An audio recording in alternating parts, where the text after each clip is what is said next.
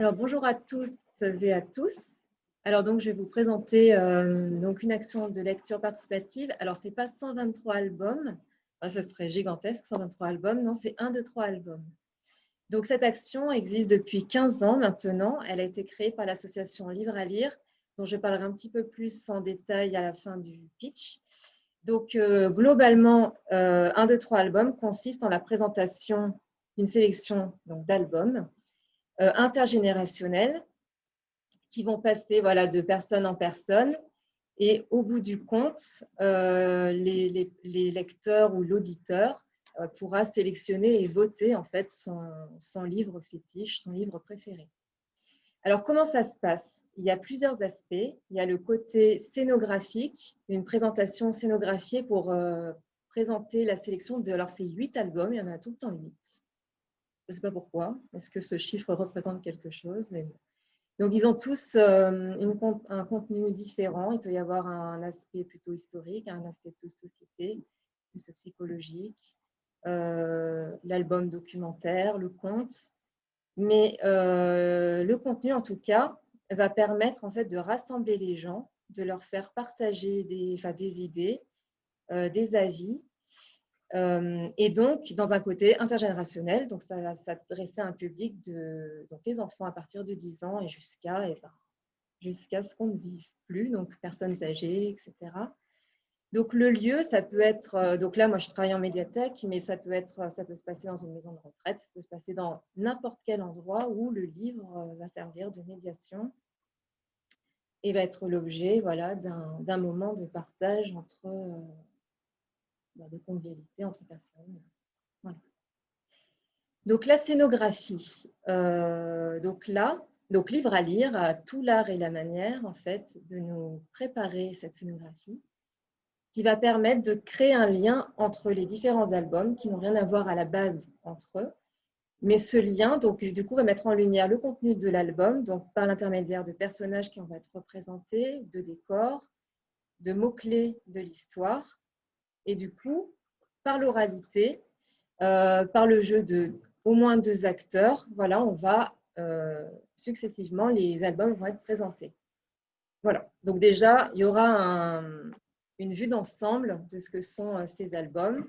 De là, déjà, ça peut faire un appel et se dire « Ah tiens, j'aimerais bien lire le livre » ou pas. Mais toujours est-il que déjà, la scénographie est très agréable à découvrir. Ensuite, il y a un autre aspect, c'est les lectures épicées. Donc là, on ne présente pas les 8 livres d'un coup, sinon on en a pour un petit moment. Mais la lecture épicée en elle-même va rentrer au cœur même de l'album. Et là, c'est pareil, c'est tout l'art en fait de surfer sur l'équilibre entre un auditoire qui va être satisfait de cette présentation de lecture épicée parce que globalement, l'ensemble de l'histoire aura été délivré. Et en même temps, il y aura un côté estompé qui va permettre au lecteur, au futur lecteur, de se dire « j'aimerais rentrer encore plus au cœur de l'album ». Voilà. Donc là, c'est pareil. La lecture épicée va vraiment rentrer au cœur du récit, donc du contenu. Rien n'est inventé. Tout est inspiré tout est ressorti en fait des textes et des illustrations. Qu'est-ce que je peux dire d'autre ? Je vais perdre mon fil conducteur. Donc voilà, l'oralité, de façon polyphonique, il y a au moins… Alors, on peut être tout seul parce que des fois, il y a une présentation un peu sous forme de kamishibai du contenu de l'album. Sinon, 2, voire après, effet surprise, un côté polyphonique qui peut être de 6 à 7 personnes. Là, la participation ne sera pas forcément pensée et organisée. Ça sera, par exemple, là, j'ai mes albums, j'en ai un, je vais faire une lecture épicée, je vais demander à 2-3 personnes de participer. Elles auront le texte et elles prêteront leur voix au moment où ce sera le moment de parler. Donc, vraiment, c'est une activité lecture vraiment enrichissante. Et en fait, c'est la cerise un peu sur le gâteau, c'est que tout est prêt. Ça demande du temps quand même, ça demande une préparation parce qu'il y a pas mal de choses alors à imprimer, à coller, à remettre en forme, voilà, à préparer. Et puis, il faut s'approprier aussi la scénographie et puis les lectures épicées. Voilà, ça demande un petit entraînement. Mais vraiment, on peut y aller les yeux fermés en confiance parce que c'est vraiment une activité lecture de qualité. Et voilà. Après, dans mon expérience, donc du coup, là, ça serait normalement, si j'ai bien compté, ça fait la 5e année que je me lance dans l'aventure. Donc moi, à chaque fois, en fait, c'est un partenariat. Je m'associe à une documentaliste du collège là où, enfin, à Belle-Serlier.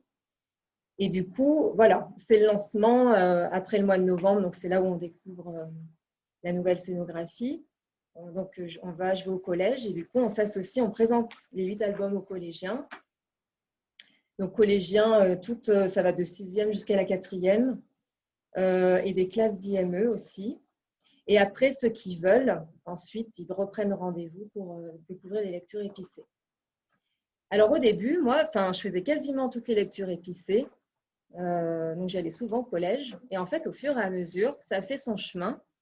Il y a un club de lecture qui s'est mis en place, qui s'est renforcé au fur et à mesure des années. Et après, je n'avais pas besoin de faire les lectures épicées parce que les collégiens eux-mêmes, finalement, préparaient les lectures épicées pour leurs camarades. Donc voilà, ça s'est renforcé là-dessus. Donc c'est ce qu'on voulait d'ailleurs, une certaine aussi autonomie. Parce que c'est bien de faire découvrir, mais c'est bien que ça chemine autrement. Voilà. Et à la médiathèque aussi, donc on a proposé quelques lectures épicées. Donc moi, j'ai vraiment le souvenir qui m'a marqué, voilà, une participation polyphonique avec des enfants en IME. Donc, des niveaux de lecture vraiment très différents, même des difficultés d'expression, etc. Mais peu importe, en fait, les 6-7 enfants ont participé, accompagnés ou épaulés par leur accompagnateur. Et c'était vraiment formidable et je voyais leur fierté dans leurs yeux. C'était magnifique, en fait. Voilà. Donc, ça permet de vivre des moments comme ça assez forts. Voilà. Et puis, au-delà de tout ça, ça permet des échanges. Une fois, pour un cercle de lecture, on a lancé une lecture épicée. L'album s'appelait Ruby tête haute, donc sur le thème de l'esclavage, les blancs d'un côté, les noirs d'un côté, la difficulté d'apprendre pour tout le monde, l'égalité des chances, etc. Et du coup, on a fait la présentation de la lecture épicée et la discussion a duré 1 heure après, avec en plus des personnes de générations complètement différentes. Donc, on ne pouvait plus s'arrêter. Voilà ce que je peux vous dire. Donc, pour revenir un peu dans ma structure de récit. Donc, Livre à lire. Livre à lire, c'est une association qui a été créée en 88 et qui est spécialisée en littérature de jeunesse. Donc, sa directrice, c'est Véronique Lombard, qui est aussi formatrice. Alors, c'est une personne passionnée. Et du coup, le credo de l'association Livre à lire, c'est lire, que je ne dise pas de bêtises, lire, c'est lier. Et effectivement, le lien se tisse de plus en plus. 1, 2, 3 albums se diffusent de plus en plus en France. Il y a en Suisse et jusqu'en Polynésie. Donc voilà, il y a du voyage de fait. Après, Livre à lire a proposé d'autres actions autour de la littérature de jeunesse. Mais là, ils sont en train de vraiment si je ne dis pas de bêtises, mais de se dire on fait vraiment que 1, 2, 3 albums, l'intergénérationnel. Donc, ils ont un blog qui est en voie de mutation. Donc, si vous cherchez sur Internet Livre à lire, vous tombez dessus encore, mais ça va s'appeler bientôt Alterbib. Et là, vous avez toutes les informations concernant ce projet, les anciennes sélections, les archives, la nouvelle sélection. Et donc, rendez-vous, pour terminer, donc la présentation de la prochaine sélection 2021, c'est le 20 novembre à Moulins, au Centre national du costume de scène. Et donc, pour cela, si ça vous intéresse, il faut s'adresser à la MDA. Parce que j'ai oublié de dire, la MDA, la médiathèque départementale, exerce un rôle très important. C'est elle qui fait la médiation aussi avec tout ça. Et c'est grâce à eux aussi que j'ai découvert ce projet.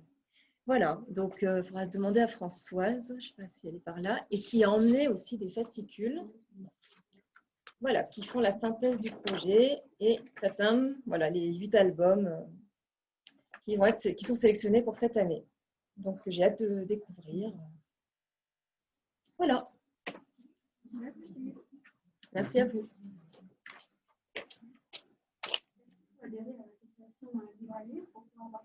Non. Non, c'est gratuit. Oui, il faut s'inscrire sur le projet. Et voilà. Non, il n'y a pas d'adhésion. Après, si vous voulez regarder sur le blog, après, si vous avez envie de participer, de contribuer à cette association, il y a moyen aussi. Mais non. C'est vraiment des outils offerts. Oui. Donc, vous le faites au niveau des collèges, mais vous programmez également cette animation sur des temps À la médiathèque, oui.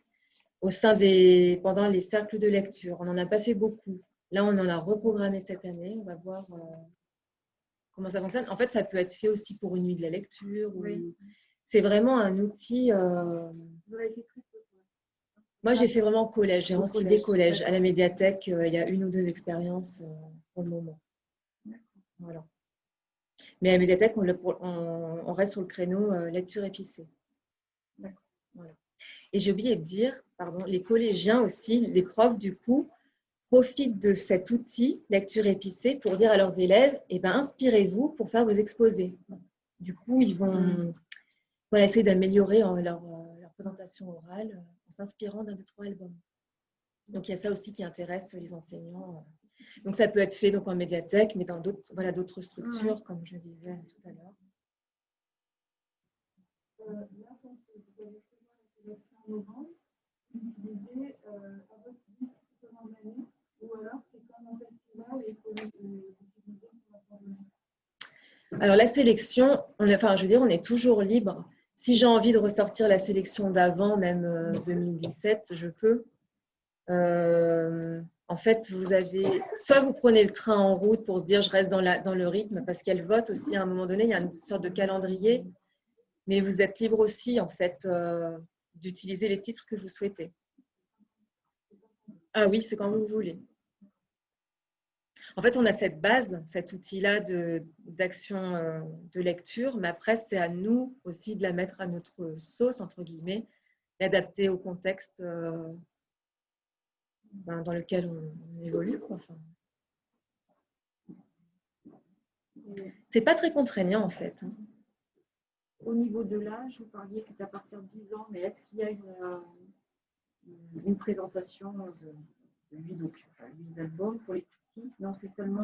Non, alors après, ils proposaient les voyages. Il y a d'autres. Enfin, je ne sais pas si ça a encore lieu, le voyage lecture. Ça, c'est pas 1, 2, 3 albums, c'est autre chose. Donc, ça sera pour les plus petits. D'accord. Oui. Parce que là, oui, il y a plus de textes quand même. Ça n'existe plus, voilà. Mais il y en a qui le continuent quand même, il semble. Mais fait maison.